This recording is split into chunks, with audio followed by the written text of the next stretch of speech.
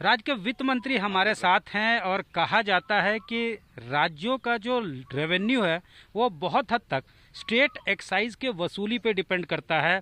कई जगह जो है लिक्वर शॉप खोल दिया गया है एमएचए के गाइडलाइंस के बाद, और उसके बाद जो शराब की बोतलें हैं उस पर 70% दाम भी बढ़ा दिए गए हैं।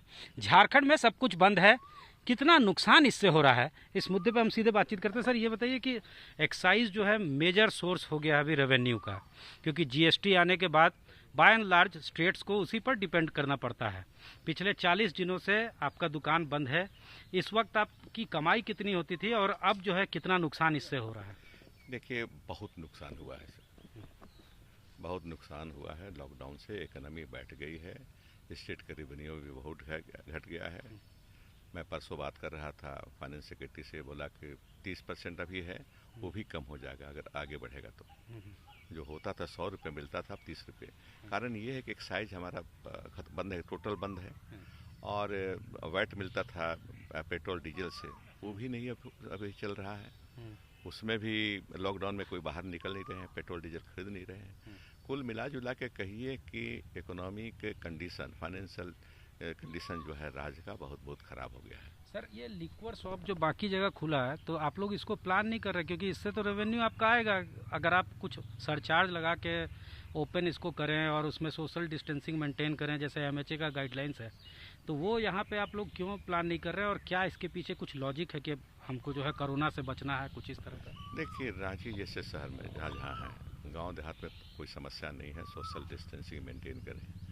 लेकिन शहरों में ये दिक्कत हो रही है सोशल डिस्टेंसिंग मेंटेन में। थोड़ी सी छूट दीजिए। लंबी लाइनें लग गई सर, लंबी लाइनें, बात तो देखे होंगे आप, जगह जगह लंबी लाइनें। दिल्ली में लंबी लाइन लगे, लोगों को पुलिस द्वारा हटवाना पड़ा।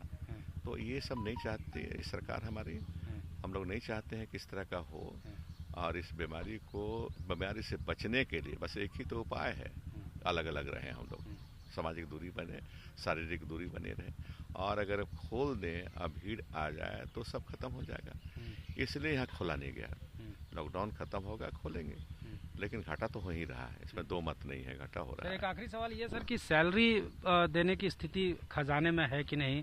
क्योंकि जो है आप बोल रहे हैं कि रेवेन्यू का नुकसान हो रहा है, एक्साइज बाय एंड लार्ज सबसे मेजर सोर्स होता है, तो ऐसे में खजाने की क्या स्थिति है? क्या सरकारी कर्मचारियों को तनख्वाह देने की पैसा है?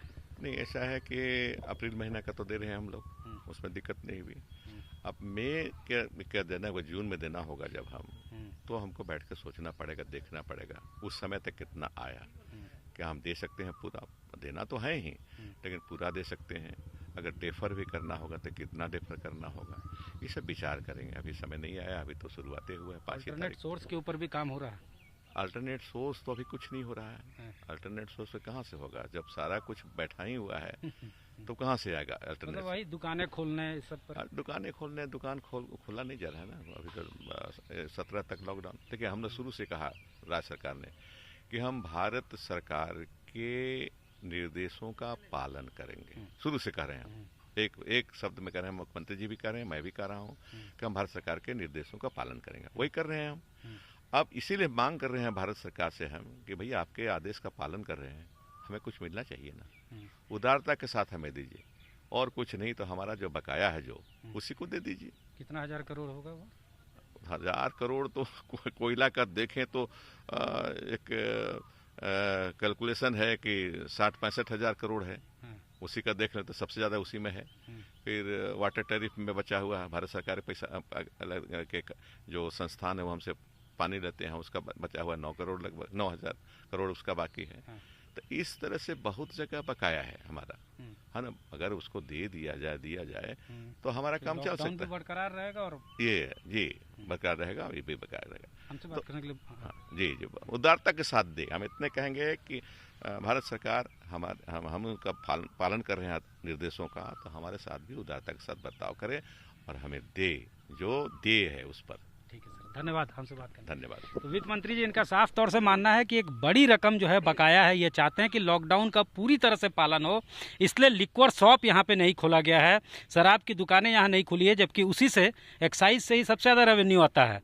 लेकिन एमएचए का गाइडलाइंस है, लॉकडाउन है, तो केंद्र के साथ पूरी तरह से जो है राज्य अवॉइड कर रहा है। इसलिए राज्य भी कह रहा है कि जब हम आपके साथ कोऑपरेट कर रहे हैं तो हमारे जो पैसे हैं 65,000 करोड़ के आसपास का जो बकाया है कोयले का या बाकी चीज़ों का, वो अगर आप हमको दे देते हैं तो लॉकडाउन भी बरकरार रहेगा और सोशल डिस्टेंसिंग भी मेंटेन होगा, दुकानें भी नहीं खोलनी पड़ेगी और सब कुछ जो है वो प्रॉपरली हो पाएगा। कैमरामैन राकेश तिवारी के साथ सत्यजीत कुमार, रांची।